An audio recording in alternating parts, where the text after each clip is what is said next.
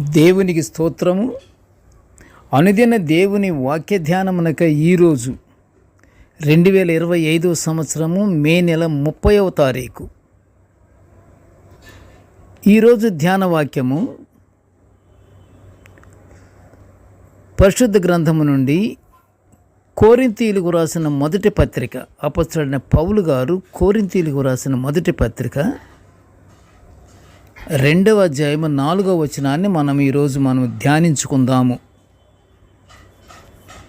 మీ విశ్వాసము మనుషుల జ్ఞానమును ఆధారము చేసి కొనక దేవుని శక్తిని ఆధారము చేసుకొని ఉండవలెను. ప్రియ దేవుని బిడ్డలారా, ఈరోజు ధ్యాన వాక్యము విశ్వాసము ఇది మనుషుల జ్ఞానమును ఆధారము చేసి కొనక, ఎవరు మనలో ఉన్న విశ్వాసాన్ని మనుషుల జ్ఞానముతో ఆధారము చేసి కొనకూడదు అంటాడు పౌలు గారు. అయితే దేవుని శక్తిని ఆధారము చేసుకునే ఉండవలెను అని అంటున్నాడు. విశ్వాసం అంటే అంత గొప్పది. ఈరోజు ధ్యాన వాక్యము దేవుని శక్తిని ఆధారము చేసుకున్నట్టు గురించి మనము ధ్యానించుకుంటున్నాము. మనుషులు వారి వారి విశ్వాసమును తోటి మనుషుల సహవాసము, వారిచ్చు మద్దతులపై ఆధారపడకూడదు. పడకుండా బలవంతుడైన మరియు నిత్యుడగు మన తండ్రి ప్రేమను ఆధారము చేసుకోవలెను అని పరిశుద్ధ గ్రంథము సెలవిస్తుంది. విశ్వాసం గురించి చెప్తుంది ఈ వాక్యం. మనుషులను నమ్ముకొనుట కంటే దేవుణ్ణి ఆశ్రయించుట మేలు. ఎందువలనంటే మానవునిలో దేవుని కార్యాలు జరిగించేది పరిశుద్ధాత్మ దేవుడే. దేవుని యందు భయభక్తులు కలిగి, ప్రియ దేవుని బిడ్డలారా, దేవుని యందు భయభక్తులు కలిగి దేవుని సువార్తను అంగీకరించి దేవుడు కోరుకునేలా ప్రజలు జీవించే విధానాన్ని ప్రజలకు బోధించి వారిని నడిపింపజేసేది పరిశుద్ధాత్మ దేవుడే. ఇక్కడ ఇందులో చక్కగా విన్నారా మీరు? మంచి మాట ఉంది. దేవుని యందు భయభక్తులు కలిగి దేవుని సువార్తను అంగీకరించి. దేవుని సువార్త అంటే కంప్లీట్గా ప్రేమ. పరిశుద్ధ గ్రంథం అంతయు ప్రేమే. ఆ ప్రేమ కలిగి ఉండాలి. దాన్ని అంగీకరించి దేవుడు కోరుకునేటట్లుగా ప్రజలు జీవించాలి.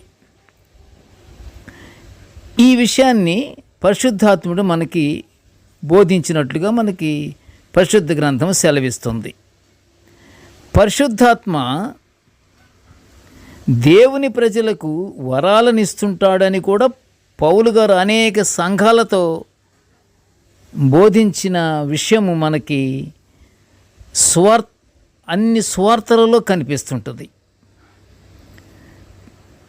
ప్రియ దేవుని బిడ్డలారా, క్రీస్తు శిలువ మరణం గురించిన సందేశాన్ని కొరింథీయులు ఏం చేశారంటే వెర్రితనంగా కొట్టేస్తారేమోనని పౌలు గారు భయపడినప్పటికీ మనుషుల జ్ఞానం కొరకు ఎదురు చూడకుండా ప్రార్థన ద్వారా దేవుని ఆత్మ అనుగ్రహించిన శక్తిని బట్టి వారితో మాట్లాడి, ఎవరితో?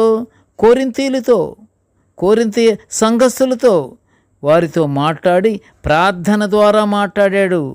మనము కూడా ఏం చేయాలా, ఏ విషయము మనము చేసినా, తలపెట్టినా, తలుచుకుంటున్నా ప్రార్థన మూలమనే మనము జరిగించాలి. ప్రార్థన అనేది అది ఒక వెపన్. మనకి ప్రార్థనకి మించినది లేదు అసలు. It is matchless. ఇంకా దేనికి సంబంధం ఉండదు. అది ప్రార్థన గొప్పది అంతే. ప్రార్థనకి దాటి ఏదీ లేదిక. ప్రార్థన శక్తివంతమైనది.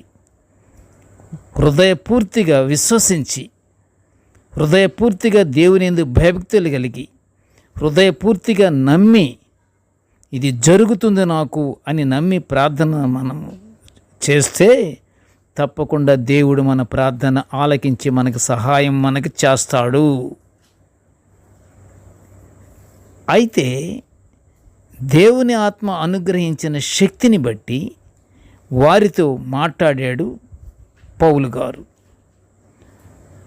పరిశుద్ధాత్మయు దేవుని శక్తియు కనపరచు దృష్టాంతములనే వారి దగ్గర వినియోగించి వారిని అజ్ఞానము నుండి జ్ఞానగ్రహీతలుగా చేశాడు అపొస్తలుడైన పౌలు గారు. ప్రభువును నమ్ముకున్న వారిని దేవుని ఆత్మ పరిశుద్ధాత్మ వేరు వరాలను ప్రసాదిస్తాడు. ఆ ప్రకారంగా మన విశ్వాసము దేవుని శక్తిపై ఆధారము చేసుకోవలెను.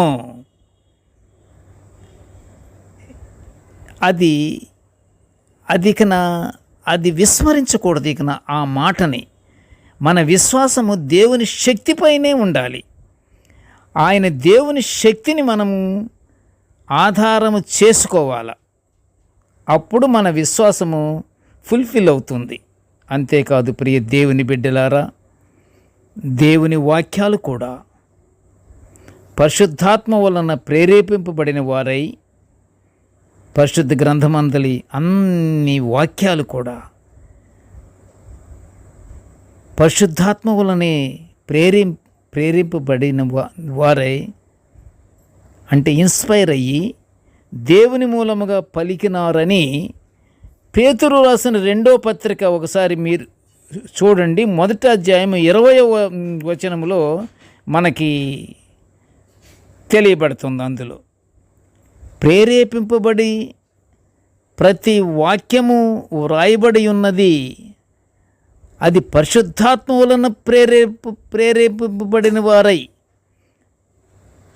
ప్రతి వాక్యము వ్రాయబడి ఉన్నదని పేతురు గారు తన 2వ పత్రికలో 1వ అధ్యాయం 20వ వచనములో మనం చూస్తున్నాం.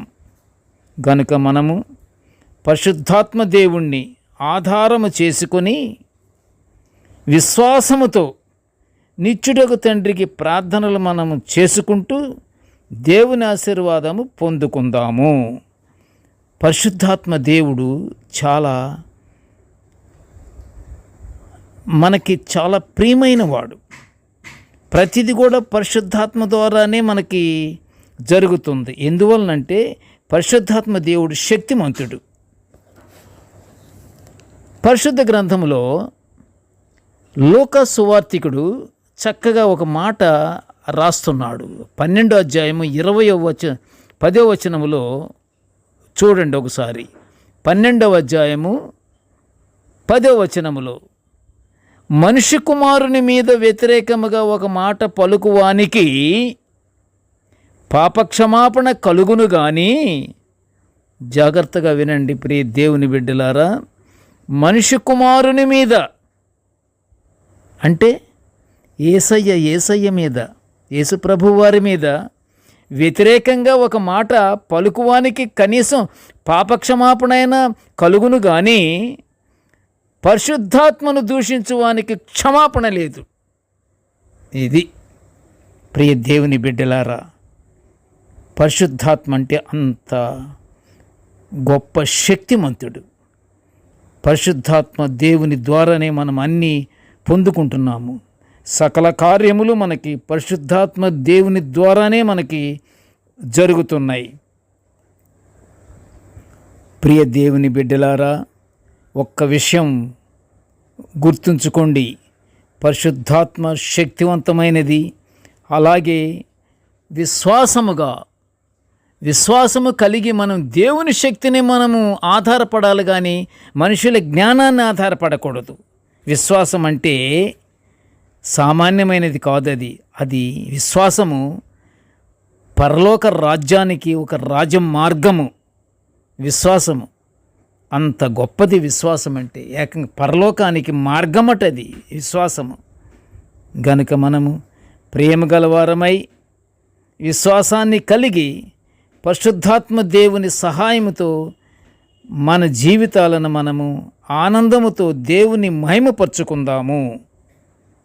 ప్రార్థన చేసుకుందాము. కృపగల తండ్రి, జీవముగల నాయన, నీకు స్తోత్రములు. ప్రభువా, నీ దివ్యమైన వాక్యాలను మేము నిత్యము ఇలాగ ధ్యానించుకునే గొప్ప భాగ్యాన్ని మాకు అనుగ్రహించినందులకు నీకు ఘనమైన స్తోత్రములు స్తోత్రములు స్తోత్రములు తండ్రి. ప్రభువా, నేటి ధ్యాన వాక్యాన్ని వినుచున్న ప్రతి బిడ్డను ఆశీర్వదించయ్యా.